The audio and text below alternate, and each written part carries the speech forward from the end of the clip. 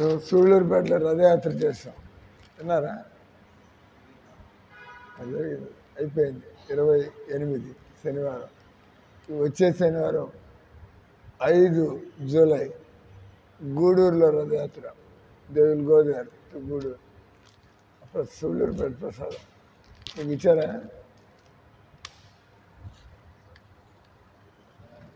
ఓం నమో భగవతే వాసుదేవాయ.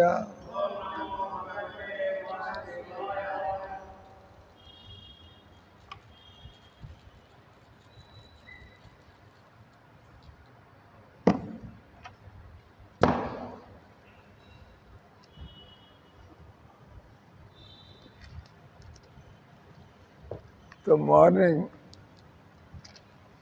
ఉదయం 27కే పూర్తి చేసాం. 28 ఇది పూర్తి చేసి టైం ఉంటే భగవద్గీత కూడా కలపచ్చు. చెప్పండి. సాయం ప్రాత రూపానీయ, సాయం ప్రాత రూపానీయ భైక్ష్యం తస్మై నివేదయత్, భైక్ష్యం తస్మై నివేదయత్. యస్యాన్యదప్య నుజ్ఞాతం, యస్యాన్యదప్య నుజ్ఞాతం ఉపయుంజేత సంయత, ఉపయుంజేత సంయత. సాయం ప్రాత రూపానీయ భైక్ష్యం తస్మై నివేదయత్. యస్యాన్యదప్య నుజ్ఞాతం ఉపయుంజేత సంయత. అనువాదం తాత్పర్యం శ్రీల ప్రభుపాదికి. మనం ఉదయం పూట భాగవతం, సాయంత్రం పూట భగవద్గీత. భగవద్గీతలో ఫిలాసఫీ ఆఫ్ లైఫ్, భగవద్గీత మనుషులు ఏం తెలుసుకోవాలా, ఎలా బతకాలా, దేనికోసం బతకాలా, దాన్ని సంబంధ జ్ఞానము, ఏం తెలుసుకోవాలా, దేవుడితో మనకు ఉండేటువంటి సంబంధాన్ని తెలుసుకోవాలా. పొద్దున ఒక ముస్లిం ఆయన వచ్చాడు, ఆయన పేరు సలాం. సలాం వస్తూ ఉంటాడు చాలా ఏళ్ళ నుంచి. స్వామి, నేను ఒక పదం విన్నా, రసం అంట. రసం అంటే ఏంది? ఆయన ఏదో ప్రవచనంలో రసం, వాళ్ళకి మన రసం అంటే టమాటా రసం మనకి ఏదో గుర్తొస్తుంది కదా. అక్కడ మరి భాగవతంలో రసము, ఇంగ్లీష్లో రసం అంటే మెల్లో, మనకి హాస్య రసము అంటాం, శృంగార రసము, రౌద్ర రసము, బీభత్స రసము, లేదా మనం సాక్ష్య రసము, దాస్య రసము, మాధుర్య రసము, వాత్సల్య రసము. కాబట్టి మీకు రసం అంటే మీకు అర్థమైపోయింది ఇప్పుడు కదా. రసం అంటే ఏంటి సార్?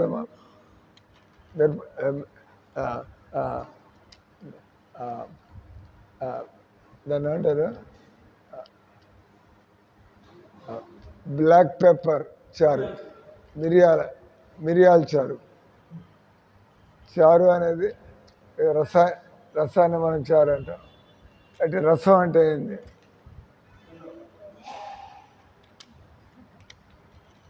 రసం అంటే దేవుడితో ఉండే సంబంధంలో, ఈ సంసారంలో రసం అంటే మనుషులతో ఉండేటువంటి సంబంధంలో మనకి దొరికేటువంటి సుఖం. రసం అంటే ఇప్పుడు బత్తాయి రసం, ఇప్పుడు బత్తాయిలు ఇస్తే ఎలా ఉంటుంది, బత్తాయి రసం ఇస్తే ఎలా ఉంటుంది. బత్తాయి రసం వస్తే నువ్వు చేయాల్సిందేం లేదు, తిన్నగా దాన్ని గుట్టు తాగి దానిలో నీకు పిప్పి లేదు, దానిలో నీకు విత్తనాలు లేవు, దానిలో నీకు దానిపైన ఉండే తోలు లేదు, రెడీ టు డ్రింక్. ఆ రకంగా జీవితంలో మనకి డబ్బు ఉంటే దాన్ని రసంగా మార్చుకోవాలి. జీవితంలో మనకి ఏది ఉన్నా కూడా నీకు హోదా ఉంటుంది, హోదా ఉండి ఎవరితో సంబంధాలు లేకపోతే, ఇప్పుడు మీ నాన్న ఈ కదా, ఆయన రిజర్వ్డ్గా ఉండి ఎవరితో మాట్లాడకపోతే, ఆయన పదవిలో ఉండి ఆయన కింద ఎంతోమంది పనిచేస్తూ ఉంటారు. ఆయన కావాలంటే ఎంతోమంది జీవితాలని ఆయన ప్రభావితం చేయొచ్చు, ఎందుకంటే ఆయన బాస్. మనం మీరు పెద్ద బాస్ కావచ్చు, చిన్న బాస్ కావచ్చు, బాస్ అనగానే మీ కింద కొంతమంది పనిచేస్తూ ఉంటారు. సో దానివల్ల మీరు వాళ్ళ జీవితాన్ని ప్రభావితం చేయొచ్చు. ఎందుకంటే మీ దగ్గర వాళ్ళు పని చేయాలా. మీరు కర్కోటకంగా ఉంటే, హార్ష్గా ఉంటే జనాలు అంత మీరంటే ఇష్టపడకపోవచ్చు. కానీ మీరు అవసరమైన సమయాల్లో ఒక ఆయన తప్పు చేసినా కూడా మొదటిసారి తప్పు చేస్తే మనం అంత హార్ష్గా ఉండకూడదు. రెండోసారి తప్పు చేస్తే మనం కూడా ఆలోచిస్తాం, ఈయన ఎందుకు చేస్తున్నాడు, చెప్పినా కూడా అలవాటేమో మర్చిపోయాడు. Another chance, benefit of doubt, you give another chance. మూడోసారి వార్నింగ్, ఏమయ్యా ఇక 3 సార్లు చెప్పా అంటే ఎయిట్ వ్యక్తి కూడా మిమ్మల్ని తప్పబడ్డా అనుకుంటారు. సార్ నాకు మొదటిసారే నన్ను ఉరి తీసే పరిస్థితికి తీసుకురాలేదు, నేను తప్పు చేశాను, hang up. So you can make relation. Our boss is a good person because he knows how to deal with people. మేము కూడా అంతే, కొత్త వాళ్ళు ఎవరన్నా వచ్చి తప్పులు చేస్తే take it easy, take it light. వాళ్ళకి ఏం తెలియదు, వచ్చే దండం పెట్టాలా, నిలబడి అటు చూస్తున్నారు. మనం దేవుడి విగ్రహానికి ముందుకు వచ్చినప్పుడు అంత పెద్ద ఆయన జగన్నాథ్ అంటే, మనం ఎవరైనా మోడీ గారు వస్తే ఇటు చూస్తున్నారు కూడా వెంటనే వినయంగా కదా, పెద్ద ఆయన ఆహ్వానిస్తారు. You to express, you cannot be indifferent. అందుకే చంద్రబాబు నాయుడు వస్తారు, జనాలంతా ముగ్గులు తల్లి, పూల రెక్కలు తల్లి, అంత బారులు తీరి, how to show respect your leader, how to receive big people, ఈ రకంగా. అంటే మరి జగన్నాథుడు, ఆయనకంటే గొప్పవాళ్ళు ఎవరూ లేరు, భగవంతుడు. ఆయన మాట్లాడకపోవచ్చు, కానీ మనం మాట్లాడేదానికి వినపడుతుంది. ఆయన మనతో ఏం చెప్పకపోవచ్చు, కానీ ఆల్రెడీ ఆయన డిసైడ్ చేసుకోవచ్చు మనకేం చేయాలో చూసి. మనం మనుషులు బయట నుంచి చూస్తాం, భగవంతుడు లోపల నుంచి చూస్తాడు. వీడు దేనికోసం వచ్చాడు, వీడు ఎలాంటి మనిషి, దేవుడికి తెలుస్తుందో తెలీదా, తెలుస్తుంది. అంటే ఆయన ఇష్టం. పెద్ద పెద్ద వాళ్ళ దగ్గరికి వెళ్ళినప్పుడు వాళ్ళు మనం చెప్పినట్టు వినాలని లేదు, వాళ్ళకి మనం అడ్జస్ట్ అవ్వాలి. అరే భగవంతుడి దగ్గరికి వస్తాం, మనం వినయంగా, శ్రద్ధగా, మనం ప్రార్థనాపూర్వకంగా మనం ఆయనతో డీల్ చేస్తాం. ఆ తర్వాత ఆయన ఏం చేయాలో ఆయన డిసైడ్ చేసుకుంటాడు. అది చెక్క విగ్రహం, అది లోహ విగ్రహం, దాని తేడా ఏం రాదు. భగవంతుడు సర్వశక్తిమంతుడు. నీకు భక్తి అనేది ఉంటే నువ్వు బజార్లో కూర్చొని కూడా దేవుడిని ప్రార్థించవచ్చు. ఇక్కడికి వస్తే మనకి ప్రార్థన పెరుగుతుంది. ప్రారంభమైంది, ఆ మధు పోయాడు, ఇంక మీరు డ్యూటీ. ఆయన వస్తే ఆయన మీద పడేయడం, లేకపోతే మనం నిలబడండి. నిలబడితే అందరు నవ్వుతారు, నవ్వుతే మనకు అది గుర్తుంటుంది. ఆయన ఫోన్ చేసి అడిగాడు, మీ క్లాసులో ఒకరిని రోజు తిడుతూ ఉంటారు ఎవరా అని చెప్పి, పేరు అంటలేదు కదా, ఎవరిని మీరు ఇట్లా అంటారు, నిద్రలేమంటారు, ఎవరు సార్ అంటే మీ పరువు కాపాడడానికి నేను చెప్పా, రోజు కావడం ఒక నిద్రపోతూ ఉంటాడే, రోజు హరిప్రియ అంటే బాగోదని చెప్పి ఎవరో ఒకడు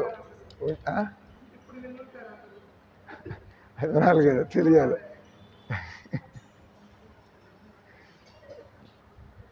రోజు 10-15 మంది ఉంటారు క్లాసులో, ఎవరో ఒకళ్ళకి కొద్దిగా నిద్ర వస్తూ ఉంటుంది.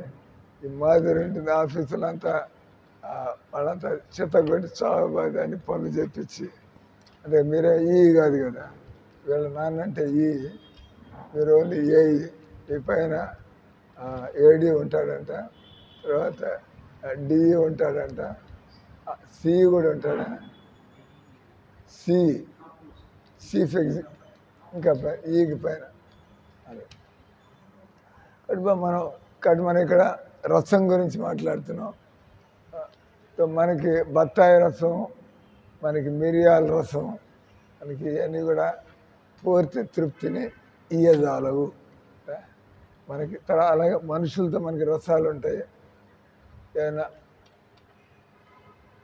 కమెడియన్స్తో ఉండి హాస్యరసాన్ని, మనం ప్రియుడితో ఉండి శృంగార రసాన్ని, డైలాగులు, లేదా మనం యుద్ధానికి పోయినప్పుడు మన వీర రసం, ఫైట్ ఆడి స్పోర్ట్స్లోకి పోతే, గేమ్స్ ఆడడానికి పోతే యూ బి అగ్రెసివ్, ఎయిట్ వాడి మీద నేను గెలుపుని పొందాను, దాన్ని వీర రసం అంటారు.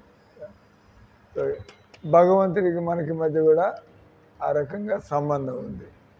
వ్యక్తుల మధ్య, వస్తువుల మధ్య ఎలా సంబంధం ఉందో, బత్తాయి రసానికి నీకు అది కొంత, నీకు బత్తాయి రసం ఎక్కువ సుఖం ఇస్తుందా, నీకు నచ్చినటువంటి మిత్రుడితో సమయం గడిపితే నీకు ఎక్కువ సుఖం ఉంటుందా? What is your answer friends? బత్తాయి రసం ఎందుకు కూడా తాగుతారు నాలుగు మీద కొద్దిసేపు, కానీ అది మన హృదయాన్ని తాకేటువంటిది కాదు. మంచి వ్యక్తులను కలుసుకున్నప్పుడు వాళ్ళ యొక్క ఆలోచనలు మనకి ఎప్పుడు గుర్తుంటాయి.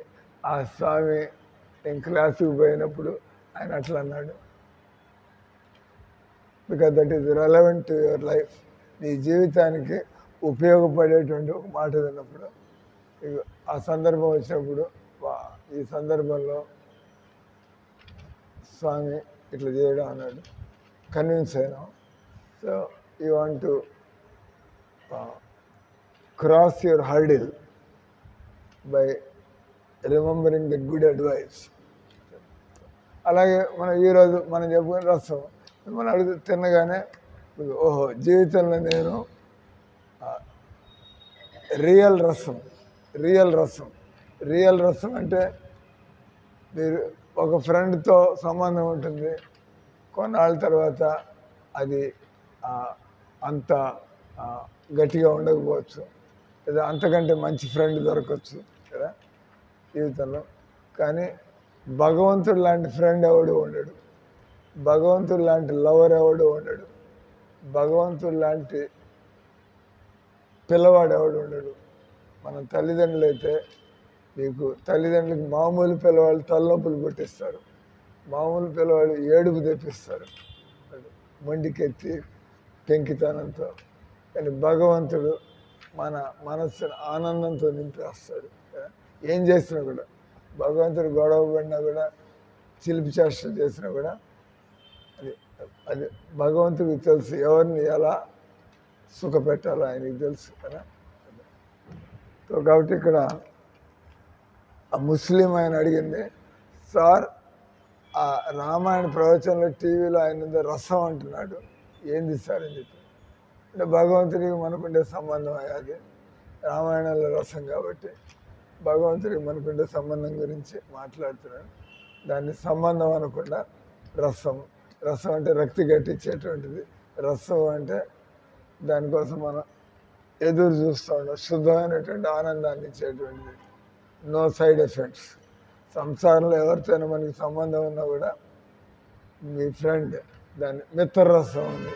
నీ మిత్రుడితో నీకు ఒక రసం దొరుకుతుంది, సుఖం దొరుకుతుంది.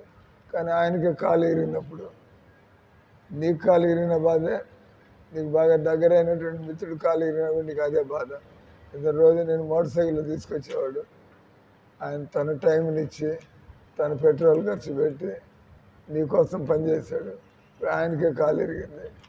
అప్పుడు నీ రసాస్వాదంలో బాధ కలుగుతుంది. నువ్వు ఆయన చేసినట్టు గుర్తొచ్చి నేను కూడా ఆయనకి ఎ ఫ్రెండ్ ఇన్ నీడ్, అవసరం ఉన్నప్పుడు నేను అతన్ని వాడుకోవడమే కాదు, ఇప్పుడు నేను కూడా ఒక మంచి వ్యక్తిని, నేను కూడా రెసిప్రొకేషన్, నేను జనాలను వాడుకునేవాడిని కాదు, నేను జనాలకు అవసరంలో నేను కూడా సహాయం చేసేటువంటి వాడిని. ఎనీ జెంటిల్మెన్, ఎవరైనా మంచి వ్యక్తులు ఉంటే ఇప్పుడు నవీనం వచ్చి పనిచేసిపోతూ ఉంటుంది. సో ఆకేదైనా మంచి చెడు ఉంటే సింపతి, మనం కూడా ఎందుకంటే మనకి ఒక సంబంధంలోకి వచ్చారు కాబట్టి వాళ్ళ మంచి చెడులో కూడా మనం కొద్దిగా ఇంట్రెస్ట్ తీసుకుంటాం కదా. ఊళ్ళో అందరితో ఇంట్రెస్ట్ తీసుకోం. మా మందిరం ఉంది, మందిరంతో వచ్చిపోయే వాళ్ళు ఉంటారు, వాళ్ళకి మందిరంలో దేవుడు అంటే అభిమానం చేస్తూ ఉంటారు. సో మందిరం వాళ్ళు కూడా అది గుర్తుపెట్టుకుని అంటే మన జనాలు వచ్చి అవి చేయించుకొని వాళ్ళకి ఏమన్నా అయితే మనలో ఎలాంటి ప్రతిక్రియ లేనట్లయితే you don't have good emotions కదా, అంతే కదా. వాళ్ళతో దేవుడు అని చెప్పి వచ్చి అది ఇది చేసి వెళ్ళి మనకి సహాయం చేస్తున్నారు. మనుషుల తర్వాత ఏదో ప్రమాదాలు జరుగుతాయి, ఏదో రోగాలు వస్తాయి, ఏదో ఇబ్బందులు వస్తాయి, దానిలో మనం ఊరట కలిగించే విధంగా మాట్లాడడం కానీ, లేదా వాళ్ళకి మనం ఏదైనా సహాయం చేయగలిగితే చేయడం కానీ, చేయించడం కానీ చేస్తే Swami is a very nice person. ఆయన మనం అంటే ఆయనకు అభిమానం ఉంది. ఇది coming out of the way ఆయనకి వచ్చి మన వ్యక్తిగత జీవితంలో ఆయన కొంత పాలు పంచుకుంటున్నాడు కదా, దాన్ని రసం అంటారు. సో ఉదయం పూట మనం భగవద్గీత దాన్ని అంటారు ఫిలాసఫీ. భగవద్గీతలో మనకి వాట్ ఈజ్ వాట్, జీవితంలో అన్నట్టుగా ఎవరితో మనకి సంబంధం ఉంది, మనం జీవితంలో ఏం చేయాల్సి ఉంటుంది, ఆ సంబంధాన్ని దాన్ని మనం యాక్టివేట్ చేసుకోవాలంటే భగవంతుడితో మనకి సంబంధం ఉంది. ఏం సంబంధం ఉంది భగవంతుడితో? నాకు భగవంతుడితో ఏం సంబంధం ఉంది? ప్రస్తుతం శాంతరసం, భగవంతుడు ఉన్నాడని నమ్మకం ఉంది, దండం పెడుతున్నాం, ఆయన అడుగుతాం ఏదైనా పరీక్షలు బాగా రాసాడు వాటెవర్ ఇవన్నీ. కానీ మనకి ఆయనకి ఏం చేయాలనేటువంటి మనకి ఇది లేదు, ఏమంటారు దాన్ని, మనకి భగవంతుడికి ఏదైనా చేయాలనేటువంటి తాపత్రయం లేదు మనకి. జస్ట్ మన దేవుడిని దండం పెట్టుకోవడం, ఏమన్నా కొద్దిగా అడగడం దేవుడిని. కానీ ఎప్పటికీ మనకు ఆలోచన నేను దేవుడికి ఏం చేయాలా? దేవుడు నాకు మానవ జన్మ ఇచ్చాడు, నాకు కాళ్ళు చేతులు సరిగ్గానే ఇచ్చాడు, నేను చాలామంది కంటే నేను బాగానే ఉంటున్నాను, దీనికి కూడా ఇబ్బంది పడే రకాలు ఎంతోమంది ఉన్నారు. కానీ దేవుడు నన్ను ఆ పరిస్థితిలో ఉంచలేదు. భగవంతుడు మీరు అడగకుండానే ఎన్నో మంచి చేశారు. ఎంతమంది కళ్ళు లేని వాళ్ళు ఉన్నారు, కాళ్ళు లేని వాళ్ళు ఉన్నారు. భగవంతుడు మనకు అన్నీ సరిగ్గా ఉంచాడు, దానికి ఎంత మనం రుణపడి ఉంటాం. యు ఆర్ ఇండెప్టెడ్, భగవంతుడి దయ వల్ల ఐఎమ్ ఆల్ రైట్. ఈ రకంగా మనుషులు భగవంతుడి దగ్గరికి వచ్చి గమ్ముని దండం పెట్టుకుని పోవడం, దాన్ని శాంతరసం అంటారు. కొంతమంది అది కూడా తెలియదు, వాళ్ళకి అవసరం లేదనుకుంటారు, మందిరాలకు పోరు. నేను ఎక్కువ మందిరాలకు పోను సార్ చాలామంది చెబుతూ ఉంటారు, ఇవన్నీ అవసరం అయింది అన్నట్టుగా. వాళ్ళ అభిప్రాయంలో పనిచేయాలా, సంపాదించాలా, ఎవరికైనా సహాయం చేయాలా, ఈ దేవుడు ఆ ఖర్చులు ఆ సమయం వేస్ట్ చేసి కొంతమంది అభిప్రాయం. అని మనం దేవుడికి ఖర్చు పెడితే, దేవుడికి సమయం ఇస్తే, ఆయన ఏమన్నా ఒక రాయ, ఆయన ఏమన్నా ఒక నిర్జీగా, భగవంతుడు ఆయన అందరికంటే ఎక్కువ కదా. మనం థ్యాంక్ యూ అంటాం, కానీ భగవంతుడు మనకు ఊహించలేనంత మేలు చేయొచ్చు మనకి. మనం కేవలం థ్యాంక్స్ అని చెప్పడంతో సరిపెట్టుకుంటాం, లేదా అంత కొద్దిగా. కానీ భగవంతుడు మనల్ని గుర్తించాడంటే, అంటే భగవంతుడు మనల్ని గుర్తించాడంటే టీ అమ్మేవాడు ప్రధానమంత్రి అయిపోతాడు, లేదా పెట్రోల్ బంకులో పనిచేసేవాడు దానికి ఆ పెట్రోలియం దానికి ఆయన హెడ్ అయిపోవచ్చు.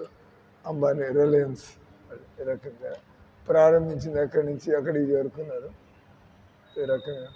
కాబట్టి భగవంతుడు ఆయన మనకంటే ఎక్కువగా ఆయన స్పందిస్తాడు. మనం మొరటు మనుషులం కాబట్టి, మనం మొద్దు మనుషులం కాబట్టి, మనం చిన్నవాళ్ళం కాబట్టి, మన స్వార్థాన్ని చూసుకుంటూ మనం ఇతరులతో రెస్పాండ్ అవుతాం. కానీ భగవంతుడు మనల్ నుంచి ఆశించేది ఏం లేదు. కానీ మనం అంతటా మనం ఆయనకి ఏమన్నా చేస్తే ఆయన ఎందుకు గమ్మునుంటాడు?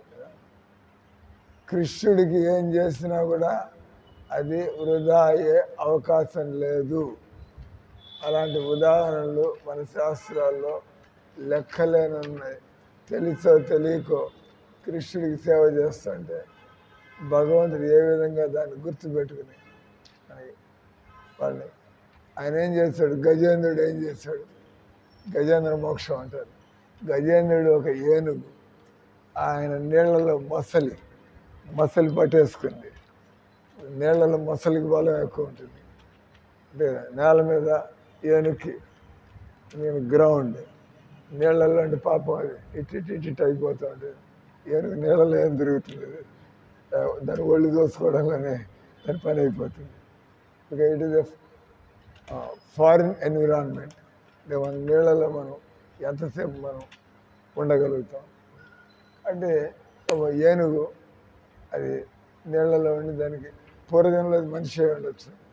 కాబట్టి అంత పీడలో సాగు దగ్గర పడుతుంటే దానికి ఆ జంతువు అయినా కూడా పూర్వజంలో మనిషి అవడం వల్ల మళ్ళీ దానికి గుర్తొచ్చింది, దేవుడే కాపాడుతాడు దిక్కులేని వాళ్ళని అని చెప్పి అది ఆ చెరువులో ఉండే ఒక దాన్ని కలువ పువ్వు పీకి తెలిసిన వాడు దానికి దేవుడికి మనం తృణమో ఫణం వేయాలని చెప్పి అంత పీడలో ఉన్నా కూడా ఏనుగేం చేసింది, తన తొండంతో ఒక కలువ పూలు, ఆ చెరువులో ఉండే కలువ పూలు పైకెత్తి అది ఏనుగులా గీంకరిస్తుంది.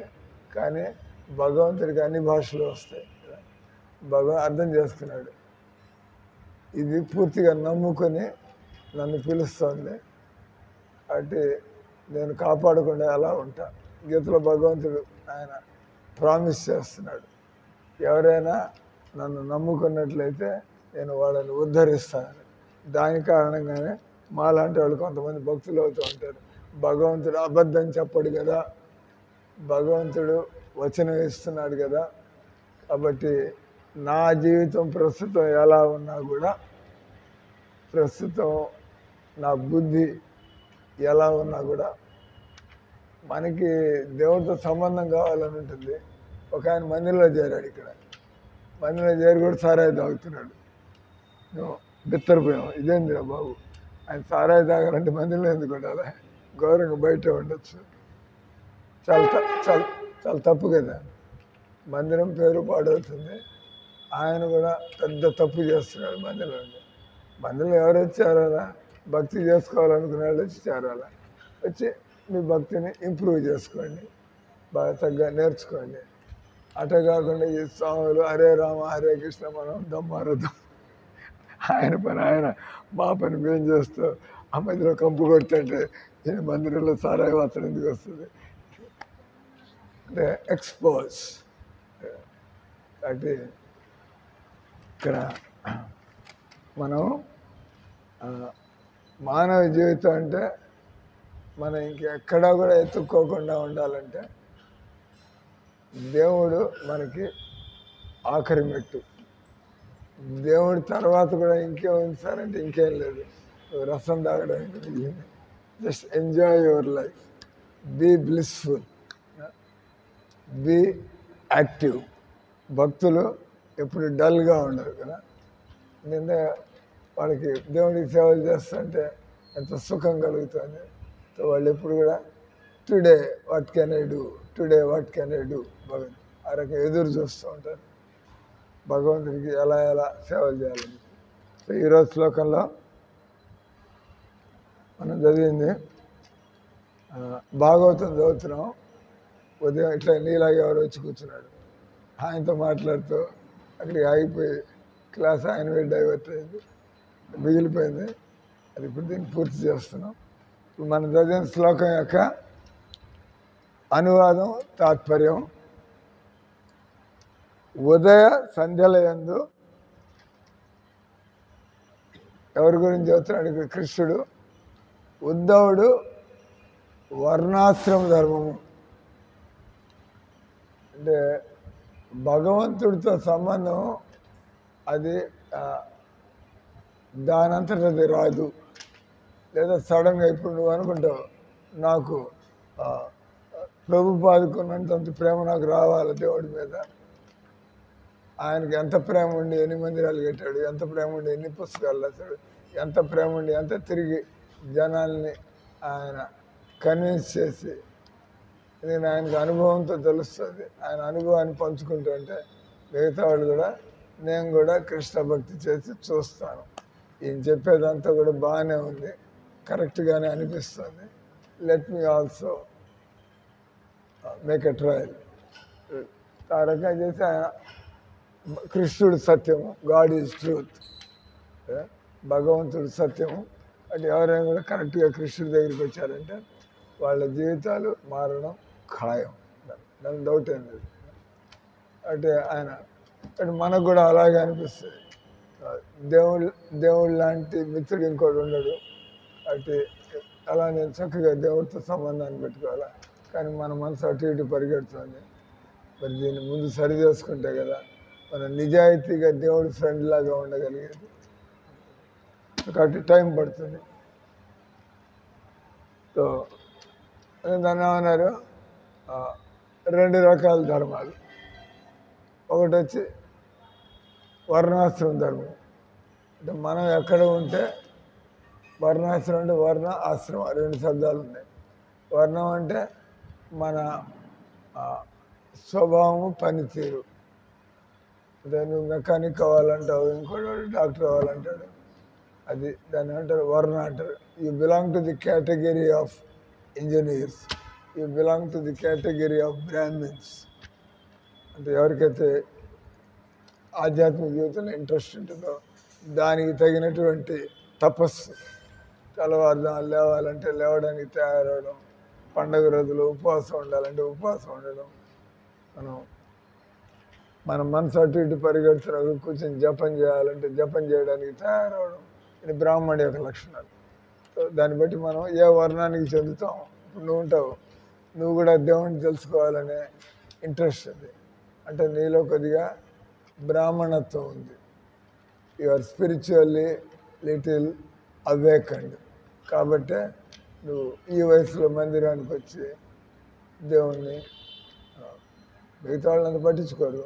మిగతా వాళ్ళ తిరగడాలు, వాళ్ళ సంబంధాలు ఇటు పోతూ ఉంటారు. నువ్వు ఒంటరిగా వచ్చి మందిరానికి వచ్చి అంటే నీకు కొంత ఆల్రెడీ బ్రాహ్మణత్వం, spiritual element is there, little awakened person. So they take God seriously. But దీని ఏమంటారు, వర్ణాలు అంటారు. బ్రాహ్మణుడు, క్షత్రియుడు, వైశ్యుడు, శూద్రుడు. తర్వాత మన జీవిత అవస్థలు, మనం పెళ్ళి కాకముందు, పెళ్ళి అయిన తర్వాత, పెళ్ళి అయిపోయిన తర్వాత, పెళ్ళి అయిన తర్వాత, అయిపోయిన తర్వాత తేడా అయింది. పెళ్ళి అయిన తర్వాత, అయిపోయిన తర్వాత. అయిన తర్వాత అంటే మనకి ఇంకా అనుభవం లేదు, అయిపోయిన తర్వాత అంటే అనుభవాలు కూడా అయిపోయినాయి. లైక్ వాట్ నెక్స్ట్ అని వానప్రస్థం అంటారు కదా, ఈ రకంగా. సో వర్ణ ఆశ్రమం. కాబట్టి ఎవరినో కూడా దేవుడి దగ్గరికి రావాలంటే ముందు వాళ్ళ జీవితంలో కొంత క్రమశిక్షణ, వాళ్ళ జీవితంలో కొంత డీసెన్సీ, తాగుబోతూ, గొడ్డు మాంసం తినేవాడు, ఈ ఆడవాళ్ళ పిచ్చి ఉన్నవాడు, అదొక టైపు. ఇట్లా రకరకాల మనుషులు కదా, పీపుల్ ఆర్ డిఫరెంట్. వీళ్ళు దేవుడి దగ్గరికి ఎలా రాగలుగుతారు? మనసు ఎప్పుడు అటుపోతుంటే దేవుడి టాపిక్ వాళ్ళకి చప్పగా ఉంటుంది. ఏంది భజన, ఏంది దేవుడు, ఏంది కనిపించేది మనకి అనిపించడం లేదు, అనుభవం లేదు, కానీ మనకి ఇంట్రెస్ట్ ఉండదు దానిలో. కాబట్టి ఆ ఇంట్రెస్ట్కి రావాలంటే దానికి కొంత మనం ఎక్సర్సైజ్ చేయాల్సి ఉంటుంది, కసరత్తు చేయాల్సి ఉంటుంది. దాని అంటే వర్ణాశ్రమ ధర్మము. ఎవరు ఎక్కడ ఉన్న వాళ్ళు కొద్దిగా ఈ విధంగా చేస్తారు అని వదిలేయక్కర్లే. ఇప్పుడు మేము అన్నీ వదిలేసాం, నువ్వు వదిలేసి నువ్వేం చేయాలా? నువ్వు అన్నీ వదిలేసిన తర్వాత ఏం చేయాలో తెలియకపోతే అడుగు తినేవాళ్ళగా తయారవుతాం. అంటే అన్నీ వదిలేస్తున్నాయి, దేవుడికి అవసరం అన్నీ వదిలేసి చెప్పబుచ్చుకునే నేను మన ఆదాయం లేదు, మన ఇతరులతో మనం ఏ విషయాలు చెప్పలేము, ఏం చేస్తాం?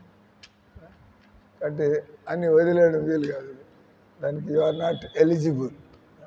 అండ్ భగవంతుడు మొదట వర్ణ ఆశ్రమ ధర్మం. ఎక్కడ ఉన్నవాళ్ళు అక్కడ ఉండండి.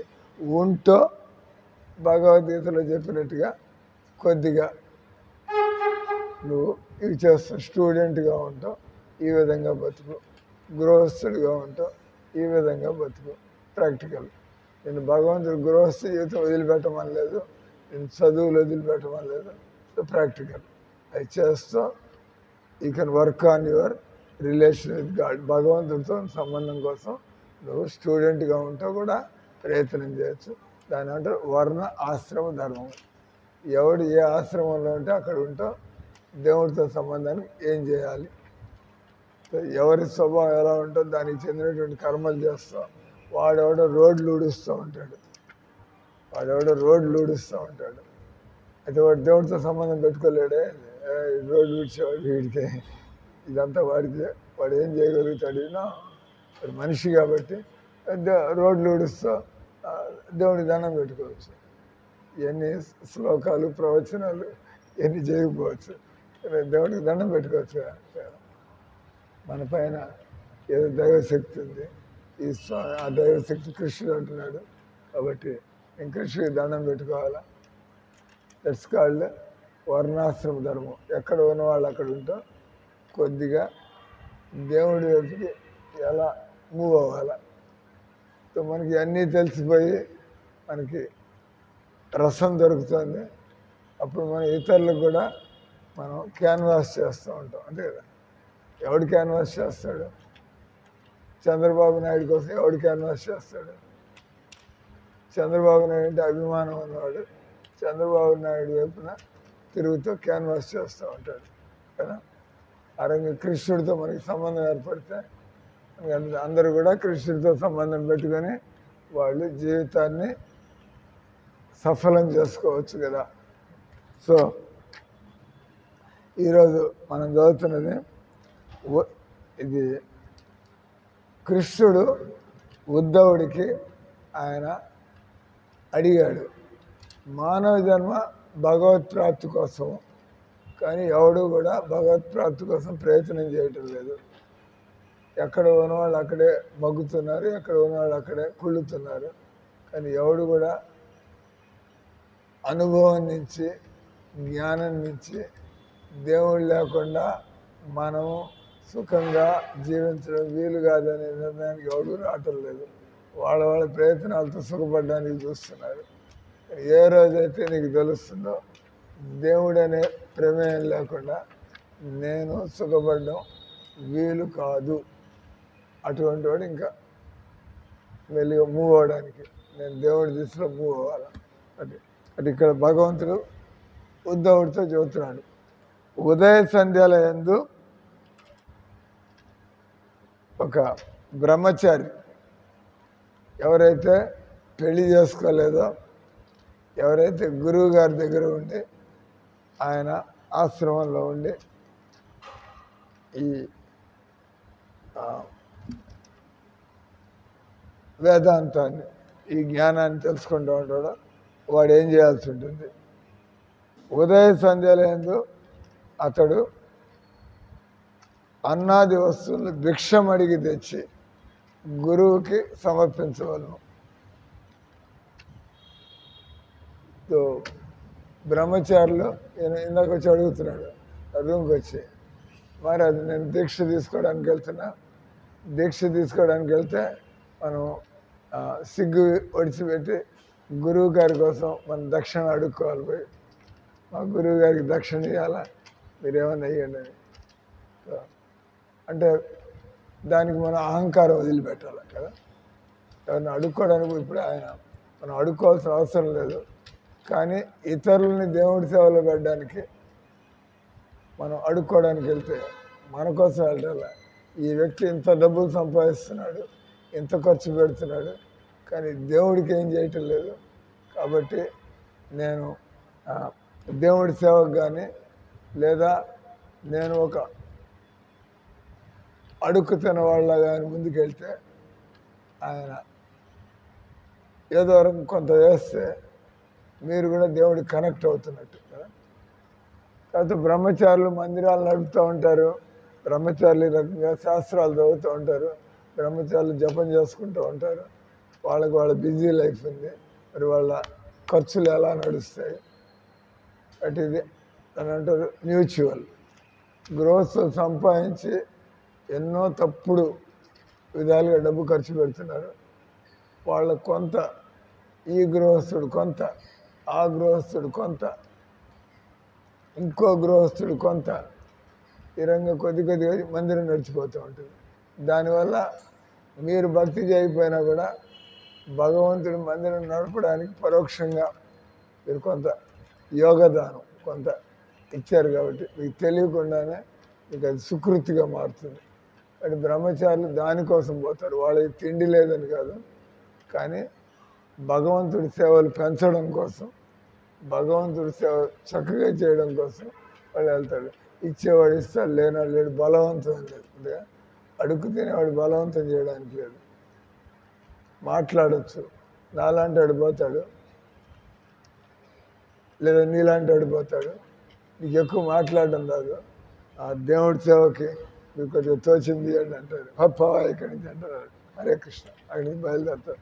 ఇంకోటి దగ్గర దేవుడి సేవకి ఆ పాప దేవుడి సేవ చలో 10 రూపాయలు ఇస్తే మనకేం పోతుంది. ఇంకో ఆయనకు ఆల్రెడీ భక్తి అంటే చాలా శ్రద్ధ ఉంది, కూర్చోబెట్టి మాట్లాడతాడు, ఏం సేవలు చేస్తారా మీరు, ఏం జరుగుతుంది అక్కడ, మీరు చదివితే నేను ఆల్రెడీ శ్రద్ధ ఉంది, అతను ఎక్కువ అమౌంట్ ఇవ్వచ్చు. ఒకడు తిరస్కరిస్తున్నాడు, ఇంకోడు ఏదో 10 రూపాయలు పడేస్తున్నాడు, ఇంకోడు శ్రద్ధ ఉంది అంటే మాట్లాడి, ఓహో రథయాత్ర జరుగుతుందా, రథయాత్రలో ఇంతమందికి భోజనాలు, రథం యొక్క డెకరేషన్ దేవుడికి అలాగే take 5,000 from me like that కదా. ఆ రకంగా అంటే బ్రహ్మచారికి అవసరం ఉందని కాదు, అతనిలో ఒక వినయం వస్తుంది. 10 మందికి అడుక్కోవడానికి వెళ్ళినప్పుడు మన అహంకారం వదిలిపెట్టాలా, లేదు తిని కూర్చోవడం కాకుండా మనం ఏదో పుస్తకాలు అమ్మడానికని లేదా డొనేషన్కని భక్తి చేస్తాం. మనం భక్తి చేయకుండా ఆ రకంగా తిరగడం తప్పు. అంటే జనాలు మోసం చేస్తాం. నేను భక్తి చేయకుండా దేవుడి సేవకు డబ్బులు ఇవ్వండి సార్, మోసం చేస్తున్నావు కదా. నువ్వే భక్తి చేయట్లేదు, జనాల దగ్గర ఎందుకు డబ్బులు దండుకుంటున్నావు అంటే నువ్వు ఫ్రీగా డబ్బులు దండుకొచ్చి నువ్వు నీ జీవితం గడుపుకోవడానికి ప్రయత్నం చేస్తున్నావు. So to close the time అయిపోయింది, చదివే సాపు చేస్తాం. ఉదయ సంధ్యలందు అతడు అన్నాది వస్తువులను భిక్షమడిగి తెచ్చి గురువుకి సమర్పించవలను. పెదప ఆత్మ నిగ్రహము కలవాడే అతడు ఆచార్యుడిచే తనకు కేటాయించబడినది. మనం ఎప్పుడైనా ఆశ్రమంలో ఉంటున్నప్పుడు నాకు అదే కావాలి, నాకు జిలేబీ తినాలనిపిస్తుంది. ఆశ్రమంలో ఉన్నప్పుడు మనం ఇక్కడ మన కోరికలు తీర్చుకోవడానికి రాలేదు, ఆశ్రమం భక్తి కోసం వచ్చాం. ఆ భక్తితో పాటు వాళ్ళు మనమే తిండి పెట్టకుండా చంపటం లేదు, వాళ్ళు ఏదో వండుతున్నారు తినడానికి, నాకు తినేసి మనం తినడానికి వచ్చినట్లయితే మర్యాదగా బయట పనులు చేసి సంపాదించుకొని కావాల్సిన కొనుక్కొని తిన్నాం. ఆశ్రమంలో ఉంటున్నప్పుడు నాకు భక్తి చేసుకోవడానికి అన్ని అవకాశాలు ఇస్తున్నారు, ప్లస్ వాళ్ళు ఉండడానికి తినడానికి కూడా పెడుతున్నారు. కాబట్టి నేను నా కోరికలు తీర్చుకోవడానికి, నాకు ఈరోజు సమోసా కావాలా, నాకు ఈరోజు లడ్డు కావాలా, అంటే వాడు ఆశ్రమంలో ఉండడానికి పనికిరాడు. అంతే కదా, ఆశ్రమం అంటే భక్తి. నాకు భక్తికి అవకాశాలు కావాలా, దాంతోపాటు ఆకలి బాధ తట్టుకోవడానికి ఏం వండితే దాన్ని తినేసిపోతూ ఉండు నాకు. హరే కృష్ణ హరే కృష్ణ కృష్ణ కృష్ణ హరే హరే, హరే రామ రామ రామ